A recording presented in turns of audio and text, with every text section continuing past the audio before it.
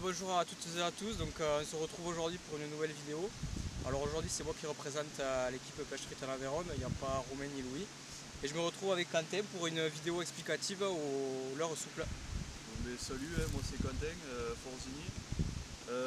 Moi je suis de la team Smith. Donc aujourd'hui je vais accompagner Lucas pour aller pêcher un petit peu au leurre souple et pour voir si on peut taper quelques poissons sur cette technique là. Donc voilà, on va vous expliquer un petit peu les différents types de leurres. Donc ce sera surtout Quentin qui va vous expliquer parce que moi je suis vraiment très amateur sur cette technique là. Donc aujourd'hui c'est moi qui me mets un petit peu dans votre peau, donc quand on vous explique les choses, aujourd'hui c'est moi qui vais mettre en œuvre, j'apprends quelque chose et je le mets en œuvre donc sur la rivière, donc j'espère toucher un petit poisson pour montrer que la technique marche bien. Donc aujourd'hui on se retrouve sur la Sorgue, Ouais, voilà, une rivière donc on connaît bien, on est donc du même coin. Et du coup on espère que la journée va être enrichissante et on espère taper quelques poissons. Donc n'hésitez pas à donner des conseils ou des vidéos pour la fois prochaine. Et également de demander du coup à Quentin, on vous mettra le lien dans la description de sa page Facebook, de savoir un petit peu si vous avez des questions sur le leurre souple et autres, donc tout ce qui est gamme Smith principalement. Ouais, gamme Smith, ouais. Voilà. Allez, c'est parti. Ouais, allez, let's go.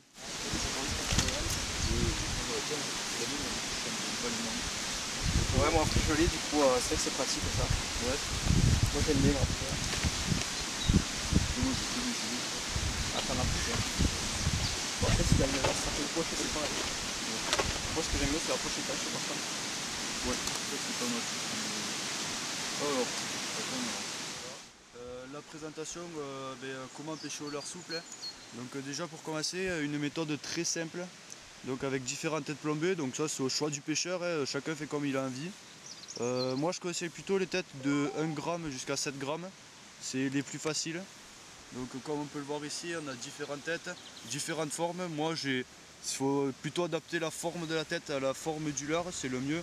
Mais après on pêche avec le grammage, c'est selon vraiment le courant ou bien la profondeur de nage qu'on souhaite. Donc voilà. Les leurres que j'utilise le plus, je suis dans la team Smith. Donc ça c'est un fish arrow, donc c'est un flash minnow.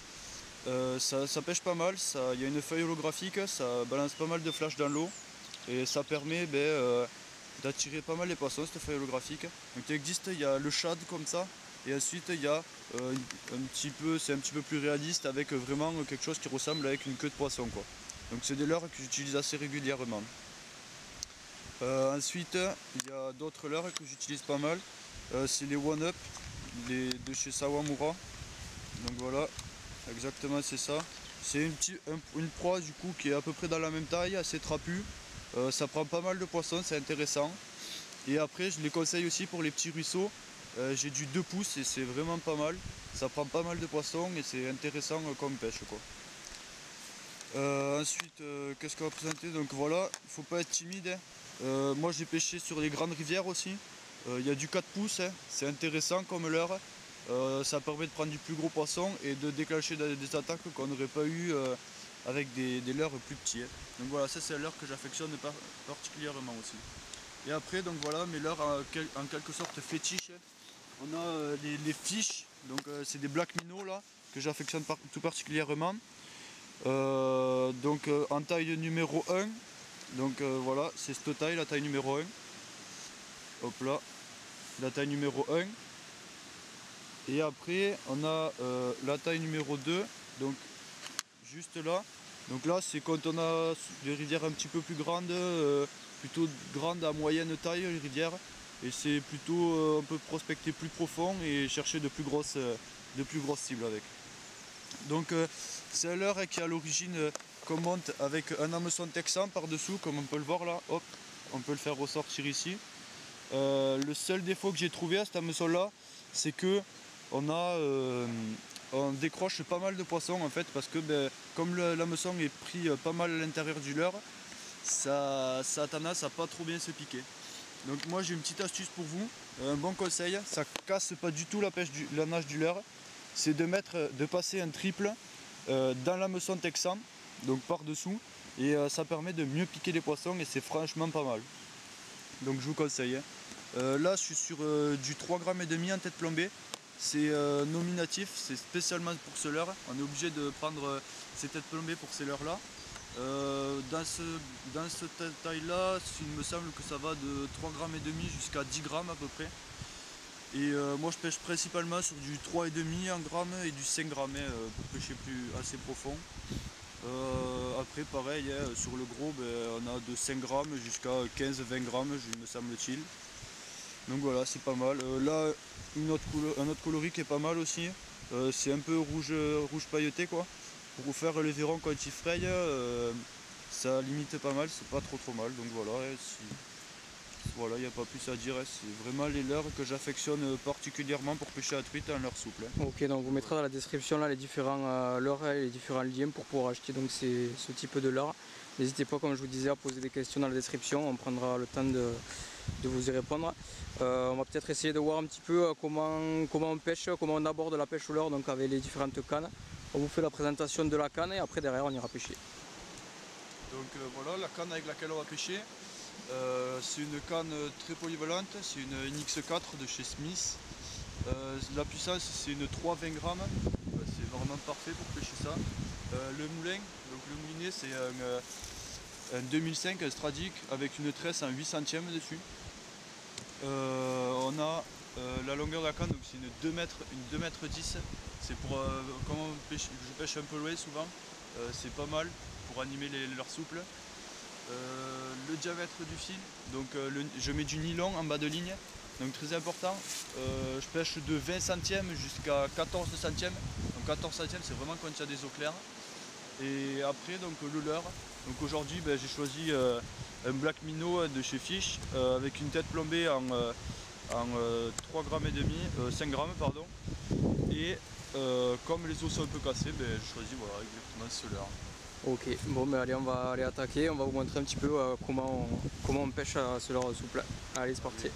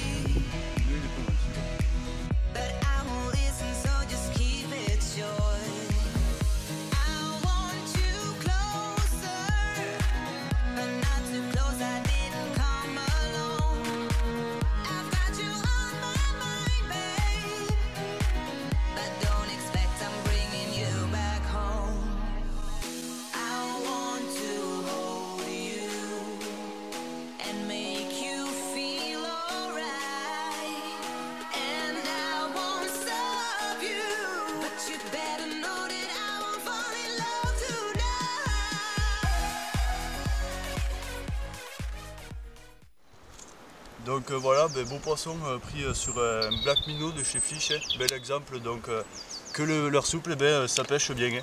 Donc on va le mesurer pour voir quand même combien ça fait ce poisson. C'est un super poisson quoi, oh là là. On est à 49, 48. Exactement, hop là. On est quasiment au 50.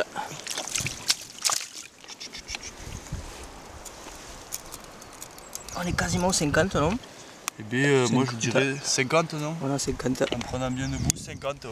Bon, mais 50 cm. Poisson de 50 cm. Premier poisson, oh là là, c'est. Ouais, il est fat. Ouais, pour un premier poisson, ça fait plaisir. Un beau bécard, ça fait vraiment plaisir. Ouais, c'est vrai que là. Ah, superbe.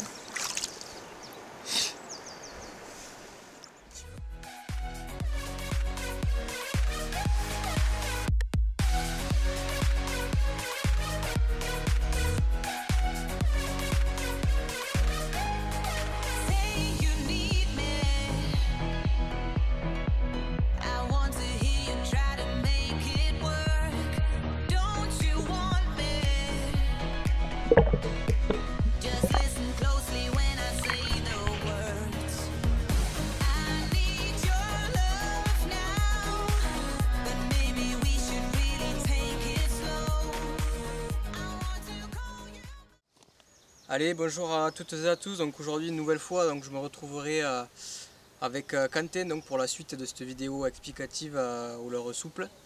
Alors aujourd'hui on va vraiment essayer de vous montrer la technique de pêche, donc comment on exploite les différentes veines d'eau et comment on adapte le choix du leurre selon le type de courant, etc. Et on va essayer donc de prendre un peu plus de poissons que la dernière fois. Donc pour moi le sac est fait, j'espère que Quentin va être opérationnel pour aujourd'hui. On va essayer de toucher un maximum de poissons pour rendre cette vidéo agréable. Donc c'est parti, là je vais le chercher et on se retrouvera au bord de l'eau.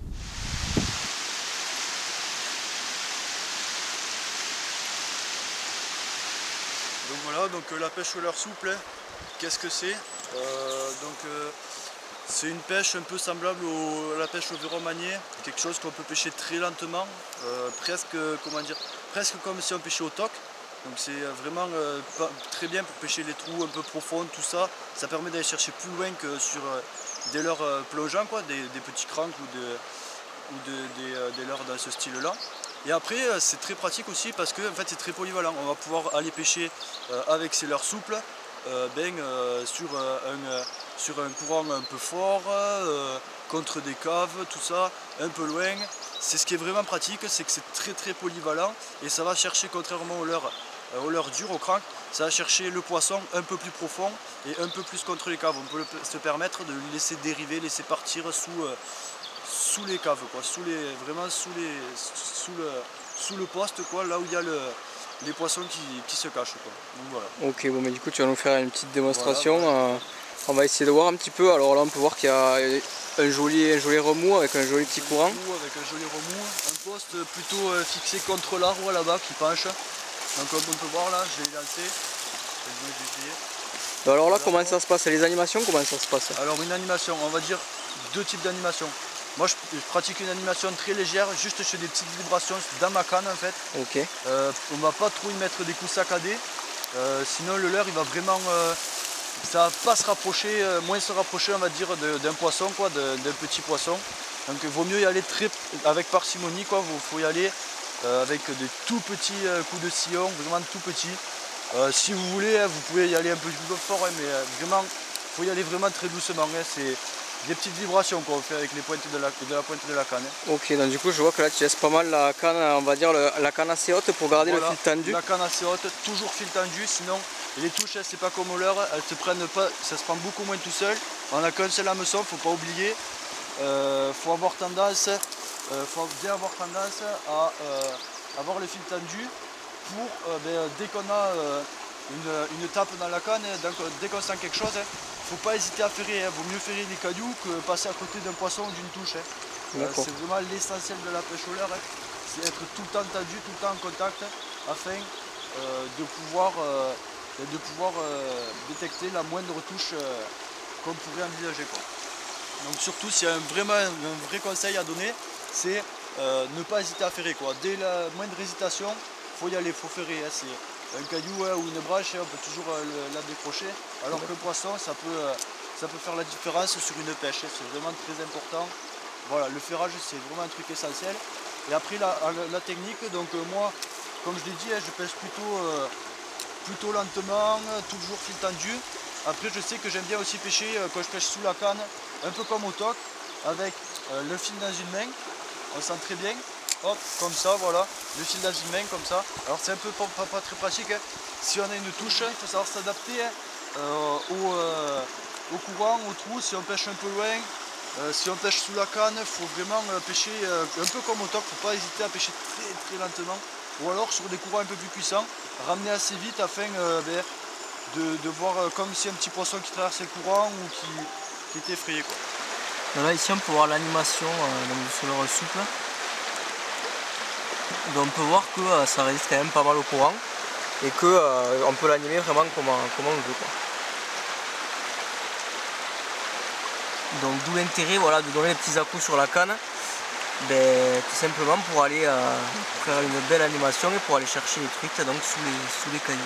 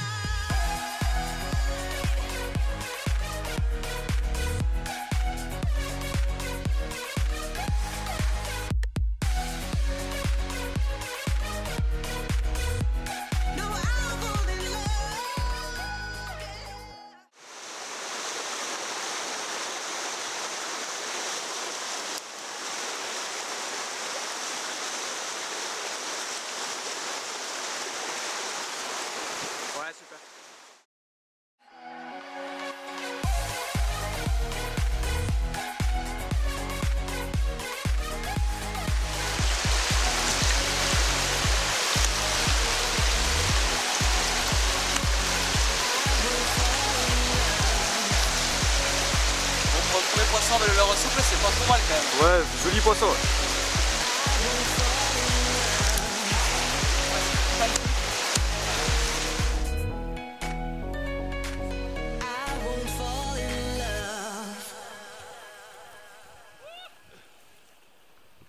Bon, du coup là je viens de sortir ce poisson qui doit faire les 60 par là. Ouais, on est à 60, 61 cm. 61 cm, donc pour mon premier poisson au leurre souple, c'est plutôt une belle réussite. Voilà. Donc du coup je remercie Quentin De rien. de m'avoir fait découvrir cette pêche qui pour l'instant donne de pas trop mauvais résultats, on va dire. Ouais, je suis content pour ton premier poisson au Bon, leurre mais souple, c'est sympa. ça fait plaisir. C'est vraiment sympa, on va faire une petite séance photo et on va essayer de continuer pour voir si on peut en taper une autre.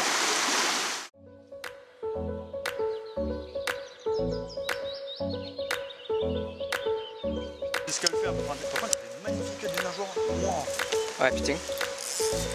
Du coup je filme, tu vas essayer d'aller là. J'allais la craper, mais alors j'ai peur, il y a de l'eau. Fais gaffe, hein. Te casse pas la gueule pour ça.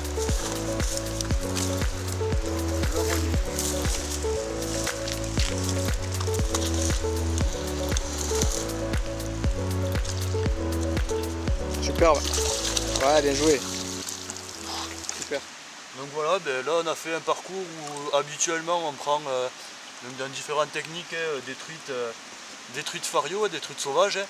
Et là aujourd'hui ben, on a eu quelques surprises sur lesquelles on ne s'attendait pas en fait. On est tombé sur quelques arcs, on ne sait pas pourquoi elles sont là. Donc voilà, bien, ça nous a permis de bien nous amuser parce que c'est quand même des jolis poissons. Là je viens de piquer un poisson qui est dans les eaux de je pense 45, qui doit faire presque 45. Donc voilà, ben maintenant on a fait ce parcours là, ça nous a fait plaisir d'attraper ces poissons et là ça c'est le poisson qui est bien en forme d'ailleurs et on va le relâcher celui-là. Tu peux faire une photo là. Allez, du coup on va relâcher ce joli poisson en espérant qu'on puisse le refaire un jour. C'est vrai que pour un arc-en-ciel quand même il est pas abîmé, je pense que ça fait un petit moment qu'il est ici. C'est vraiment très agréable. Hop. Allez, on repart. Super. Bon mais ça y est, on se retrouve pour la fin de la session, donc vidéo explicative du leurre souple. Je tenais à remercier Quentin du coup pour toutes ces explications et la technique qu'il a pu m'apprendre, et on a bien vu que la technique au leurre souple marche bien. J'ai fait un gros poisson avec ce leurre, donc c'est vrai que c'est cool.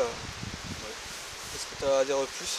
Pas plus, ouais, technique, une très bonne technique. Un petit conseil, ça marche très bien surtout sur le début de saison. Après ça marche aussi un peu plus tard, mais c'est quand même, je préfère moi personnellement passer sur du leurre dur, un petit crank, tout ça quoi. Ok, donc l'objectif c'est d'essayer de varier selon les saisons, selon le courant, la température de l'eau. Donc l'objectif c'est vraiment nous de vous expliquer le maximum de techniques pour que derrière vous puissiez vous faire plaisir. Et après on va essayer de vous mettre donc une liste du matériel. Généralement on part du matériel de base pas très cher, avec un matériel un peu plus soutenu pour les personnes qui veulent un petit peu plus s'amuser et qui pratiquent un petit peu plus. Donc on va vous envoyer les vidéos. N'hésitez pas à marquer donc dans les descriptifs toutes les questions relatives à la pêche au leurre souple. Donc moi je répondrai, mais du coup je contacterai Quentin pour y répondre parce que je ne connais pas encore très bien cette pêche. Pour ma part je pense que je vais m'y mettre un peu plus, notamment en début de saison, donc pour la saison prochaine. Après c'est vrai que c'est pas forcément évident, surtout sur le ferrage, c'est pas toujours évident. Et après comme je disais aussi, ce qui est un petit peu différent du leurre dur, c'est qu'au leurre dur on arrive bien à visualiser le leurre dans l'eau, alors que là le coloris est tellement naturel qu'en fait c'est assez compliqué à repérer dans l'eau. Donc pour moi voilà les principales difficultés que j'ai rencontrées. Alors qui dit difficulté ne dit pas que c'est pas bien, parce que d'un côté le naturel paye. Et c'est vrai que c'est une question d'adaptation et il faut aller au bord de l'eau pour réussir à pratiquer. Donc n'hésitez pas à nous retrouver donc, sur la page Instagram. Donc on s'est fait pirater la page il n'y a pas très longtemps. Donc, on a supprimé notre compte, on va le remettre. Et là donc on va partager ces vidéos. Donc n'hésitez pas, voilà, si vous avez la moindre question, des idées de vidéos, n'importe quoi, des questions personnelles sur nous ou autres, n'hésitez pas. Et du coup voilà. Ouais, voilà, n'hésitez pas à me contacter aussi sur mon Facebook, Quentin Forzini. Donc voilà, si vous avez des questions, pareil, allez-y, ne vous gênez surtout pas. Je suis là pour y répondre, comme dit Lucas, voilà, pour moi un travail de groupe et un plaisir d'avoir travaillé avec lui et avec la team, quoi. Ok, donc du coup on mettra pareil le lien de sa page Facebook et de son profil sur la description, donc n'hésitez pas à le contacter, il est de conseils précieux. Voilà, impeccable, allez. Allez, on se retrouve bientôt, à bientôt.